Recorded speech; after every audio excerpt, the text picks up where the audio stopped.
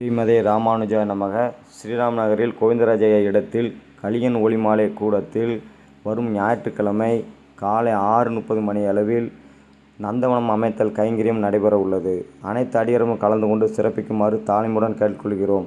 கிருஷ்ணங்கோவிலில் காலை 6 மணிக்கு கலந்து கொண்டால் கூட்டிச் செல்ல வாய்ப்பு ஏதுவாக இருக்கும்.